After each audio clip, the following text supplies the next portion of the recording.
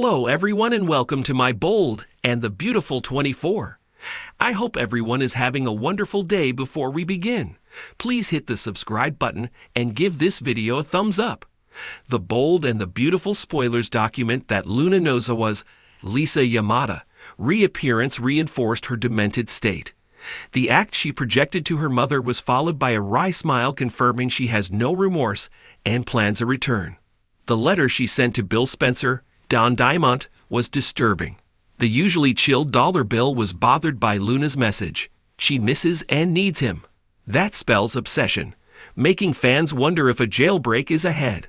That outcome could allow Yamada to work on a new storyline for weeks or longer. Alternatively, she could reveal a pregnancy. Sitting inside a supposedly secure prison, Luna made two chess moves. She saw her mother and sent a letter to Bill. The visit with Poppy Nozowa, Romy Park, was sad. Park's character was fighting a mix of tears and rage because her daughter tried to frame her for double murder. The audience saw Yamada's acting chops on display when Luna's face transformed from projected concern to satisfaction. The reason for wanting to see Poppy was not based on delivering an apology, but instead wanting to learn if her mother and Bill were still together. Luna was pleased to learn that Poppy and Bill were done. Poppy's mention of the kiss Luna gave to Bill as part of the reason for the break played like sweet, soapy music. Neither Poppy nor Luna has been seen since everything erupted. The writing staff gave both characters a quick break after they'd been center stage for months. So Poppy's return should result in a conversation with Lei Finnegan, Naomi Matsuda. Viewers learned that Lei took Poppy in after Luna was imprisoned. Poppy's move from Bill's mansion compounded the violent changes she was forced to deal with after Luna's horrible plan was exposed. Fans can wonder if Poppy will be drawn in by Luna and unknowingly aid her desire to be with Bill again. Luna didn't look pregnant, but she was only seen in a loose prison outfit and in shots that masked a clear view of her entire body. Zend Forrester Dominguez, Delon de Metz, is still reeling from being conned. He and R.G. Forrester, Joshua Hoffman, were duped, with Luna creating a scenario where she could be with Zend and later claimed to have been drugged by Poppy. Speculation about Luna being pregnant with either Forrester's cousin's child is natural and has existed for a while. If that's true, Zend or RG could raise a child, assuming Luna is eventually written out for good or remains in jail indefinitely. A lifelong stay behind bars is not in Luna's head. Her masterful cunning trends towards exacting an escape plan of some sort, with Bill still being her target. In The Bold and the Beautiful, Luna had always been a mysterious character, but lately her intentions seemed to grow even darker. A striking woman with piercing eyes and an enigmatic smile, she'd managed to infiltrate the world of Forrester Creations with skillful charm. Yet beneath her poised exterior lay a chilling agenda that was slowly unraveling. Her plan was set into motion from the day she walked into Forrester Creations as a quiet, unassuming intern, seemingly harmless but observant. At first, she'd kept her head down, content to run errands, fetch coffee, and do whatever small tasks were given to her. But Luna was anything but ordinary. Behind that veil of meekness was a keen mind, analyzing every interaction, reading into every vulnerability of the people around her. She wasn't there for fashion. She was there for revenge. Rumor had it that Luna had a hidden connection to someone influential in the Forrester family, though no one could pin down exactly who. But her resemblance to a former employee raised suspicions among the staff, particularly Steffi and Ridge Forrester.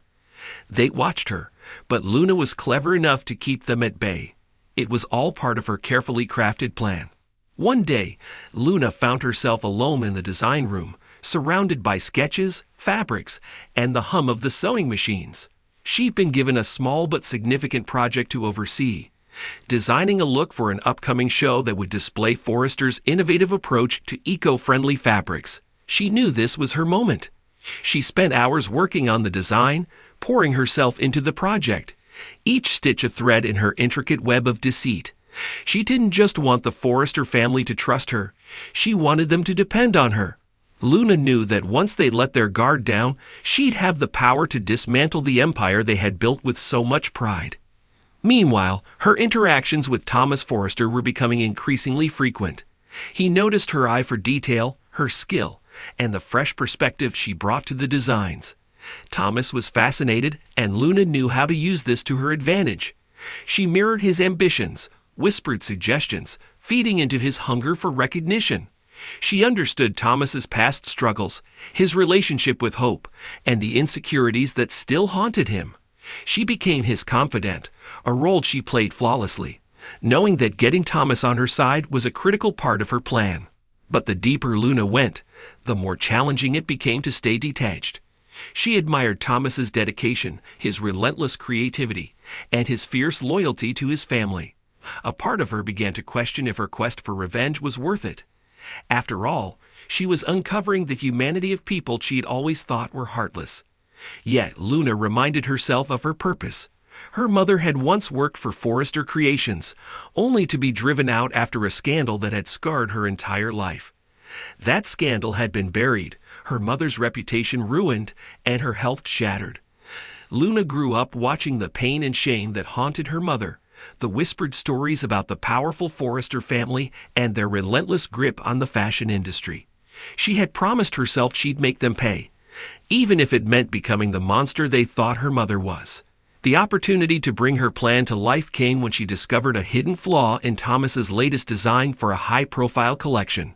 She knew that if the design went to production, it would spell disaster for Forrester Creations, a disaster that she could easily prevent if she stepped in. She could gain their trust even more deeply, but she also knew she could tweak the design just enough to make the flaw go undetected until it was too late. It was the perfect sabotage, cloaked in loyalty. Luna decided to test her leverage by bringing up the flaw subtly to Thomas during one of their late-night design sessions. She carefully worded her suggestion, making it seem like she was only trying to help.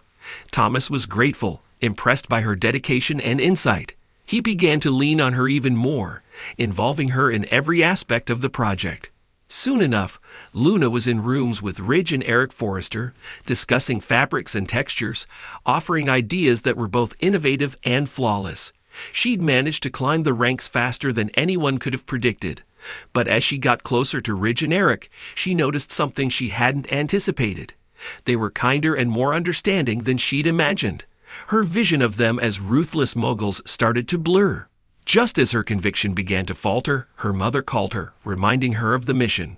Her mother's voice, frail yet resolute, reignited the fire within her. "Don't forget what they did to us, Luna. Don't let their smiles fool you."